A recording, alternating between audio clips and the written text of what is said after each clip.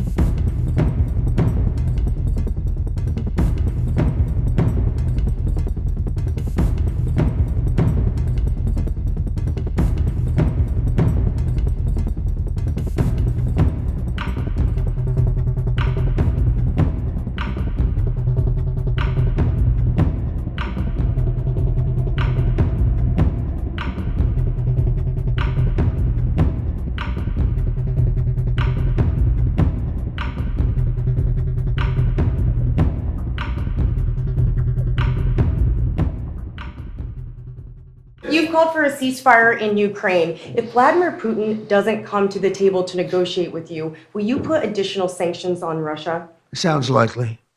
And do you think that the war should be frozen currently along The war current should have battle never lines? started. If you had a competent president, which you didn't, the war wouldn't have happened. The war in Ukraine would have never happened if I were president.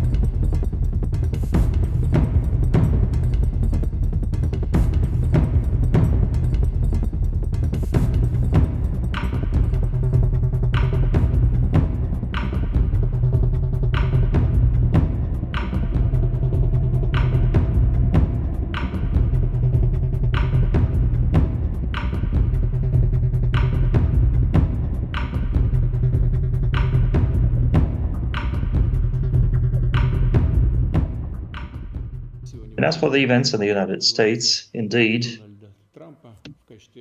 today we will be seeing the inauguration of Donald Trump as the 47th president of the United States.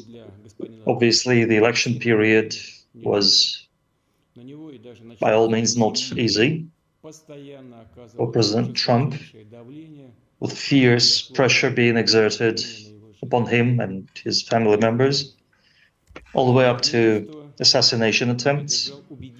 But President Trump was courageous and enjoyed a landslide victory. And now we see their statements about wishing to restore direct contacts with Russia, suspended by the previous administration. We've heard his commitment to do everything to prevent World War III. Of course, we welcome this approach and we congratulate the newly elected President of the United States on his inauguration.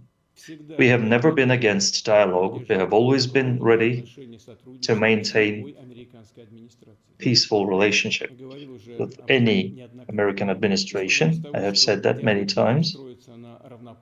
We would like to see the dialogue built upon equality and mutual respect, considering the common positions on our country on a number of international issues, including strengthening security and political stability.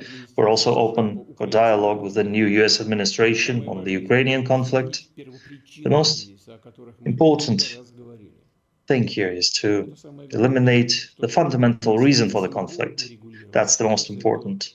And as for settling the situation itself, its goal should be not a brief ceasefire,